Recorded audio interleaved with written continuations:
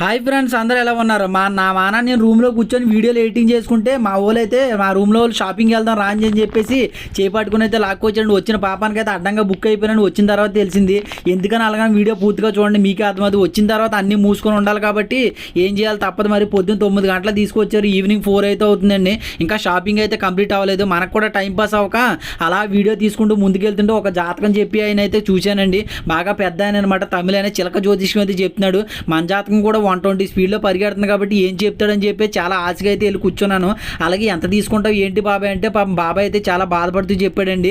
పొద్దున్నుంచి ఎవరు రాలేదయ్యా, నువ్వేనే చెప్పించుకో అంటే సరే అని చెప్పేసి చెప్పించుకున్నానండి. అలాగే వచ్చేసి మనకి ఏం చెప్పాడు ఏంటో అన్ని ఫుల్ వీడియో అయితే చేశాను, మన ప్రొఫైల్లో ఉంది, తప్పనిసరిగా చూడండి. అలాగైతే ఇంకో ముఖ్య విషయం ఏంటంటే రాముడు అయితే వచ్చాడండి నాకు. రాముడు ఎలాగైతే 14 సంవత్సరాలు వనవాసం చేశాడో నువ్వు కూడా 14 సంవత్సరాలు అలా విదేశాల్లోనే తిరుగుతావు కొంపను వదిలేసి అని అన్నాడండి. మరి తప్పదు కదా, తిరగాలి. వీడియో ఎలాగుందో లైక్ చేసి